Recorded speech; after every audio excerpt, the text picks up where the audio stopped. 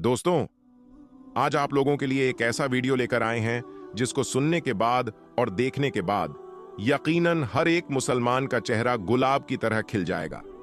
हर एक मुसलमान जो अपने आका से मोहब्बत करता है और अपने आका के सबसे बड़े मौजज़ा कुरान करीम से मोहब्बत करता है, यकीनन उसका चेहरा खिल जाएगा।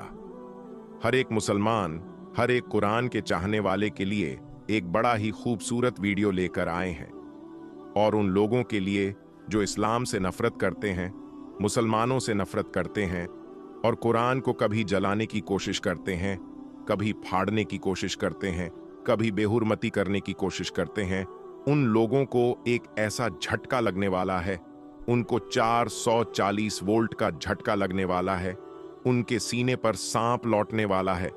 क्योंकि दोस्तों, कुरान का बड़ा चैलेंज, कुरान का ऐसा चैलेंज जिसके सामने आने के बाद सबकी बोलती बंद हो गई है, बड़े से बड़े, छोटे से छोटे, और हर उस जाहिल की बोलती बंद हो गई है जो कुरान पर उंगली उठाता आया है। हर उस इंसान की बोलती बंद हो गई है जो कुरान की पाकीज़गी को चैलेंज करने की गलती किया है। तो दोस्तों, बने रहिए इस वीडियो में लगातार। हम आपके लिए एक नया और नायाब वीडियो लेकर आए हैं और सच्चाई पर मबनी वीडियो लेकर आए हैं, जिसकी सच्चाई की गवाही, जिसकी सच्चाई की दलील हर एक मुसलमान का बच्चा बच्चा देता हुआ नजर आएगा। और हर आशिक रसूल जो यहाँ पर मौजूद है, जो इस वीडियो को देख रहा है, हर कुरान करीम का चाहने वाला जो इस वीडियो को देखकर मेरी बात की गवाही देता हुआ नजर आएगा। अगर आप भी कुरान को सच्चा और कुरान को प्यारे आका मोहम्मद मुस्तफ़ा सल्लल्लाहु अलैहि वसल्लम का सबसे बड़ा मौजज़ा मानते हैं कि अल्लाह ताला ने कुरान के अंदर हर इल्म को रख दिया है, दुनियावी हो या साइंसी इल्म हो, हर इल्म को अल्लाह ताला ने कुरान के अंदर रख दिया है, तो इस वीडियो को दिल से एक लाइक ज़रूर कर लीजिएगा। अब ये अलग बात है कि सलाहियत की बुनियाद पर लोग इसको खोजते हैं, और जिनके पास सलाहियत नहीं रहती है वह सिर्फ पढ़ कर निकल जाते हैं। दोस्तों, अगर मेरी बात सही है तो अभी से कर दीजिए वीडियो को लाइक, साथ ही साथ बेल के बटन को ऑन कर दें और ऑन एल नोटिफिकेशन के ऑप्शन को दबा लें, ताकि आने वाला हर एक वीडियो सबसे पहले आप तक पहुंच सके। दोस्तों, कुरान, जबूर, इंजील, तौरेत, ये 4 आसमानी किताबें अल्लाह के नबियों पर नाजिल हुईं। अलग अलग वक्त में 4 आसमानी किताबें नाजिल हुईं। लेकिन दोस्तों, एक किताब ऐसी भी है जिसकी हिफाजत की गवाही, जिसकी हिफाजत का जिम्मा खुद खालिक कायनात अल्लाह ताला लेता है। वो कौन सी किताब है और वो किताब फिर अपने को झुठलाने वाले लोगों को कैसे चैलेंज करती है, आगे हम आपको बताने वाले हैं। उससे पहले दोस्तों, आपने देखा होगा हालिया दौर में मुसलमान जिस तरीके से पूरी दुनिया के अंदर फैल रहे हैं, इस्लाम जिस तरीके से पूरी दुनिया के अंदर फैल रहा है, ये चीज कुछ लोगों को पच नहीं रही है, और वो इस्लाम और मुसलमानों के बुग़्ज़ में आकर इस्लाम और मुसलमानों से एक तरीके से डरकर वो उल्टी सीधी हरकतें कर रहे हैं। कहीं मुसलमानों को सताने का काम हो रहा है, तो कहीं मुसलमानों को दबाने का काम हो रहा है, कहीं कुरान करीम को जलाने का काम हो रहा है, और कहीं कुरान करीम को फाड़ने का काम हो रहा है। दोस्तों, आने वाले वक्त में और पिछले वक्त में आप लोगों ने देखा है कि कुरान करीम से बुग़्ज़ उठाकर, कुरान ए करीम से हसद खाकर कैसे लोगों ने कुरान करीम की बेहुरमती करने की कोशिश की है। दोस्तों, कुछ साल पहले आपने देखा होगा हिंदुस्तान के गुजरात के अंदर से एक वीडियो वायरल हो रहा था सोनू डांगर का।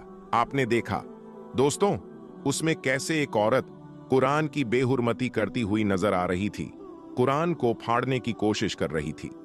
वहीं दोस्तों, एक वीडियो काफी तेजी के साथ वायरल हुआ था, विदेश का वीडियो, जहां पर एक सभा के अंदर कुरान को फाड़ने और कुरान को जलाने का मामला सामने आया था।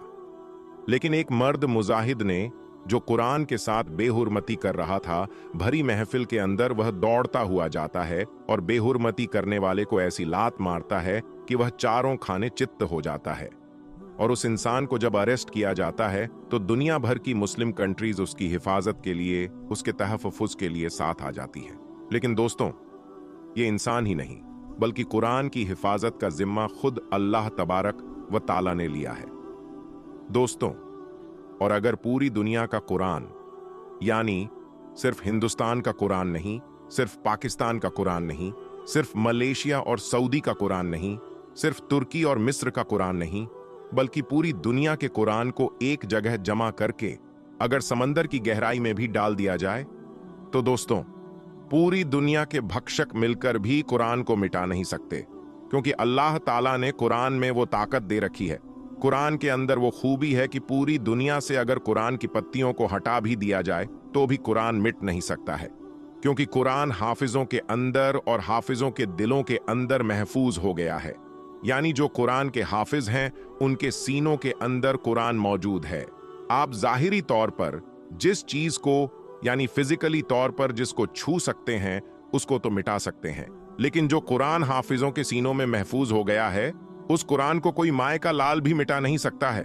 दोस्तों, ये है कुरान का वो चैलेंज जो आज तक किसी भी बड़े से बड़े ज्ञानी ने पूरा नहीं किया है। दोस्तों, अभी भी और पिछले जमाने में भी बहुत सारे ऐसे लोग आए हैं जिन्होंने कुरान को चैलेंज करने की कोशिश की, कुरान को झुठलाने की कोशिश की। दोस्तों, कुरान की शान देखिए, अल्लाह के कलाम की शान देखिए। प्यारे आका मोहम्मद मुस्तफ़ा सल्लल्लाहु अलैहि वसल्लम की जिंदगी का हर एक लम्हा एक मौजज़ा है, लेकिन सभी मौजज़ात में सबसे बड़ा मौजज़ा अगर किसी को माना जाता है तो वह है कुरान करीम, जो रसूल अकरम सल्लल्लाहु अलैहि वसल्लम पर नाजिल हुआ, उसको सबसे बड़ा मौजज़ा माना जाता है। दोस्तों, कुरान करीम का यह चैलेंज है, ओपन चैलेंज है कि अगर किसी में दम है, अगर किसी में ताकत है, अगर किसी के दिल में मगरूर है, अगर वह अपने आप को बड़ा तुर्रम खां समझता है, अगर अपने आप को कोई ज्यादा ज्ञानी समझता है और कुरान को झुठलाने की कोशिश करता है, तो कुरान ओपन चैलेंज करता है। आप उल्मा की बारगाह में जाकर सुनिए, कुरान का खुला चैलेंज है, अगर तुम में दम है तो कुरान की तरह एक जरा सी, एक छोटी सी आयत ही लेकर आओ, यानी कुरान की तरह एक छोटी सी आयत ही लेकर आ जाओ। लेकिन दोस्तों, कुरान करीम की शान देखिए, भक्तों को छोड़िए, भक्तों की क्या औकात। बड़े से बड़े ज्ञानी दुनिया भर में आए और चले गए, लेकिन आज तक कुरान के चैलेंज को किसी ने पूरा नहीं किया है।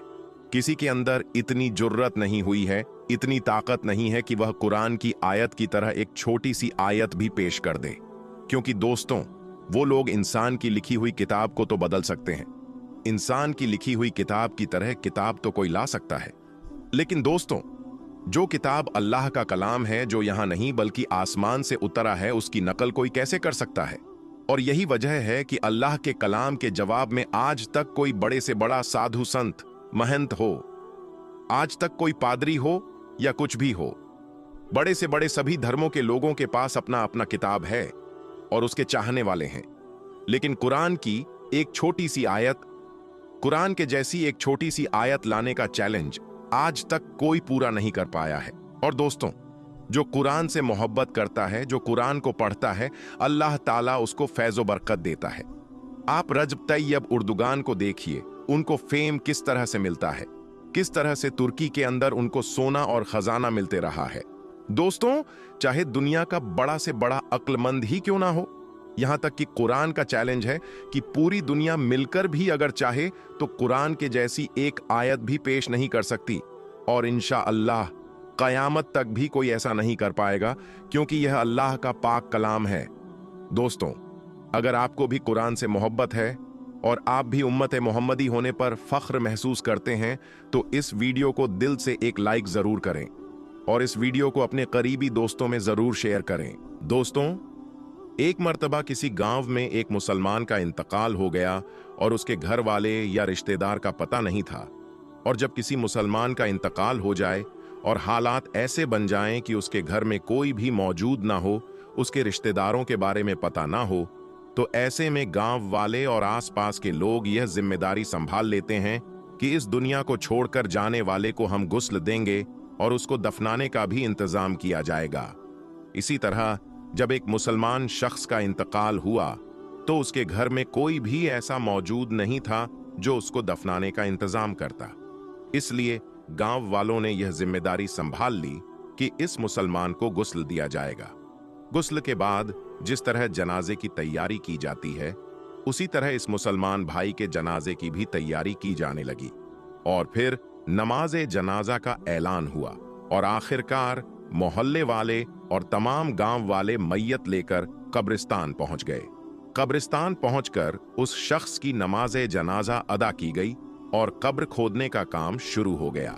दोस्तों, कब्रिस्तान के हवाले से हम यह जानते हैं कि अक्सर कब्रें बहुत ज्यादा पुरानी हो जाती हैं, यहां तक कि उनका निशान तक मिट जाता है। उस मुसलमान की कब्र भी ऐसी ही पुरानी कब्र के बराबर में खोदी जा रही थी।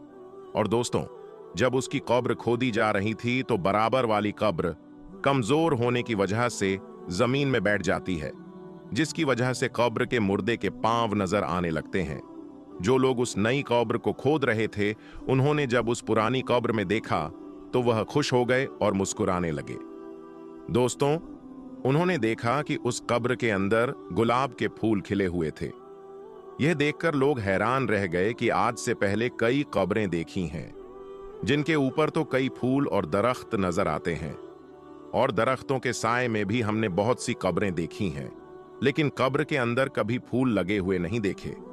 इस मंजर को देखने के बाद लोग यह फैसला करते हैं कि यह आधी कब्र तो खुल चुकी है, क्यों ना इसे अच्छी तरह से फिर से तामीर कर दी जाए। दोस्तों, जब उन लोगों ने अच्छी तरह से गौर किया और करीब से देखा तो उन्हें पता चला कि इस कब्र में महसूस होने वाली बहुत अच्छी खुशबू आ रही थी। खुशबू इतनी अच्छी थी कि उसको सूंघकर हर कोई मदहोश हो रहा था। गांव वाले देखते हैं कि कब्र तो बहुत पुरानी है, लेकिन इसके बावजूद उस मुर्दे का जिस्म बिल्कुल सही सलामत है और उसके कफन की चादर जर्रा बराबर मैली नहीं हुई है। और दोस्तों, यह मंजर देखकर सब लोग हैरान रह जाते हैं और सबके दिल में यह ख्वाहिश पैदा होने लगती है कि हम इस शख्स के बारे में जानकारी हासिल करेंगे। आखिर यह कौन आदमी है और जिंदगी में उसने कौन से ऐसे आमाल किए हैं जिनका सिला उसको आज मरने के बाद इतनी पुरानी कब्र यानी इतने अरसे बाद कब्र में मिल रहा है। और यह ऐसा कौन सा अमल करता था और ऐसा कौन सा काम करता था जिसकी वजह से उसकी कब्र से इतनी अच्छी खुशबू निकल कर आ रही है। चुनांचे सभी ने यह फैसला किया कि उस शख्स की तलाश जरूर की जाएगी। दोस्तों, उसकी कब्र को मिट्टी डालकर फिर से बंद कर दिया जाता है। जो जनाजा तमाम लोग अपने साथ लाए थे उसको भी दफना दिया जाता है। फिर उसके बाद लोग आसपास के तमाम गांव में फैल जाते हैं और उस कब्र के मुर्दे के घर वालों की तलाश शुरू कर देते हैं। आखिरकार कई रोज सख्त मेहनत के बाद और बुजुर्गों के मशवरे के बाद उन्हें यह पता चल जाता है कि आखिर यह शख्स कौन था। फिर कुछ लोग इकट्ठा होकर उसके घर पहुंच जाते हैं जहां वह शख्स कभी रहा करता था। बजाहिर घर देखने में बहुत ज्यादा पुराना लग रहा था और घर को देखकर यह नहीं लगता था कि यहां कोई रहता होगा। लोग उसके घर का दरवाजा खटखटाते हैं। अंदर से बहुत कमजोरी सी आवाज आती है, दरवाजा खुला है, आ जाओ। गांव वाले मिलकर घर में दाखिल होते हैं। दोस्तों, जब वो घर में जाते हैं तो देखते हैं कि उस घर में एक बहुत कमजोर औरत मुकीम है जिसकी उम्र बहुत ज्यादा हो चुकी है और उसका जिस्म इंतहा कमजोर हो चुका है। चुनांचे ये लोग उसके पास पहुंच जाते हैं और उससे सवाल करते हैं कि कब्रिस्तान में उस जगह एक कब्र है। बताया गया है कि उस कब्र का ताल्लुक आपके घर से है, तो आप हमें बताइए कि वो कब्र किसकी है। और हमें यह भी बताइए कि हमने कब्र में एक बहुत अजीब मंजर देखा है कि उस कब्र के अंदर से खुशबू आ रही थी और गुलाब के फूल कब्र के अंदर खिले हुए थे, और यहां तक कि कब्र के मुर्दे का जिस्म बिल्कुल सही सलामत था और उसका कफन तक मैला नहीं हुआ था। आखिर वो शख्स कौन था? ये सुनकर वो बूढ़ी औरत एक लम्हे को तो खामोश रहती है और फिर कहती है, जिस कब्र का तुम जिक्र कर रहे हो वो मेरे शौहर की कब्र है। जवानी में ही उसका इंतकाल हो गया था और वो मुझे छोड़कर चला गया था। लोग सवाल करते हैं, आखिर आपके शौहर ऐसा कौन सा अमल करते थे कि आज भी उनका जिस्म बिल्कुल सही सलामत है और कब्र में से खुशबू आ रही है? तो वो औरत कहती है, मुझे कुछ तो ज्यादा याद नहीं है क्योंकि मेरी याददाश्त बहुत ज्यादा कमजोर हो चुकी है, लेकिन हाँ, एक ऐसा अमल जरूर था जो मुझे आज भी याद है और मेरा शौहर रोजाना ये अमल दोहराया करता था। और वो अमल ये था, जब वो रोज सुबह फज्र की नमाज अदा करने मस्जिद में जाते थे तो देखते थे कि लोग नमाज के बाद कुरान पाक की तिलावत करने के लिए मस्जिद में बैठ जाते हैं और वहां बैठकर कुरान पाक पढ़ते रहते हैं। लेकिन मेरे शौहर को कुरान पाक पढ़ना नहीं आता था और वो इस बात पर बहुत ज्यादा गमगीन होते थे। रोने की हालत में घर आते थे और आकर कहते थे, मैं कितना बदनसीब हूं कि मुझे कुरान पाक पढ़ना नहीं आता, और ताक में रखी कुरान पाक को लेकर चूमते और अपने सीने पर लगाते थे।